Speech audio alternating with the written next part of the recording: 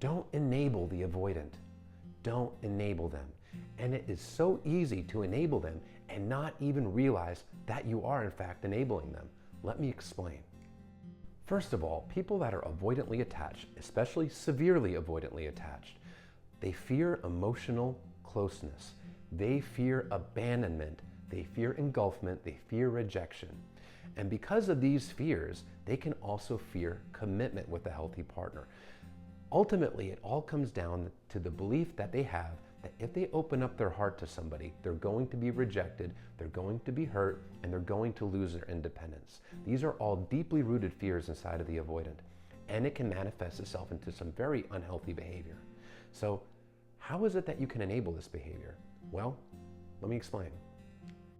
When you've been dating the avoidant, for example, and you've been dating for a while, and they refuse to put a label on the relationship, and you continue for months or even years without even putting a title on the relationship, you are enabling them.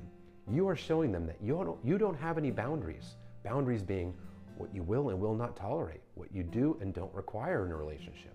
When you allow them to push that and push you into a zone where you're not comfortable, where you're not willing to go, but you let them do it anyway, you are enabling them. You are showing them that they can essentially walk all over you and put you in an uncomfortable position in a relationship or situationship, and you won't stand up for your own needs. And when you do this, you're telling them that it's okay to do this avoidant behavior, that it's okay to treat you as if you're just an option. Another example is when they discard you. If you call them, you chase them, you are sending them the message that they can discard you. They can pull the rug from under your feet. They can break your heart and shatter it, and they can still have you as an available option to them in their back pocket. You're sending them the message that there is no consequences to discarding you in such a cold and brutal manner.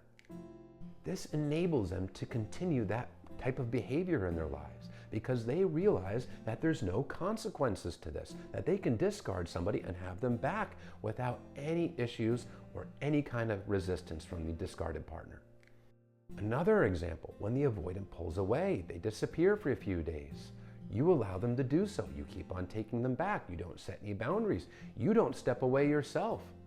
You're sending them the message that they can just ghost you for days or disappear, pull away, not engage in the relationship, and you're willing to tolerate it over and over and over again.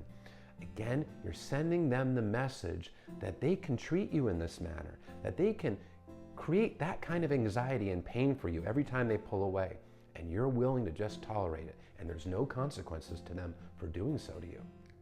Setting healthy boundaries is so important when you have an avoidant partner. Let them know what you will and will not tolerate, and then when they cross those boundaries, enforce them. It's not fun to enforce them, but when you do enforce your boundaries, you actually tell yourself the message that you have your own back, and you can realize that you can trust yourself to stand up for your own emotional needs, even when it's difficult. And that's a big confidence boost. It's a self-esteem boost for you.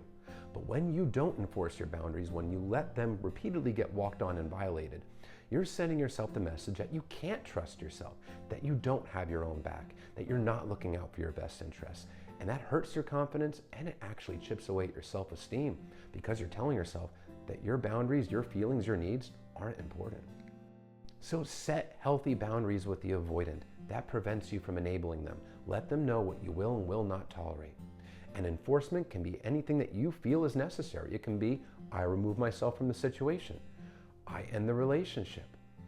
There's a lot of different consequences for violating the boundaries that you can enforce. It's all up to you and what you deem is fair based on your own needs. But standing up for your own needs is important, even when it's difficult, because your needs, your wants, they matter too. It's not just about catering to the avoidant and tiptoeing around them to prevent from triggering them and to prevent them from pulling away. Because what you're doing is you're sending yourself the message that you aren't important and that their feelings are more important than yours. And that's not healthy in the long run. So don't enable the avoidant. Stand up for yourself, hold boundaries.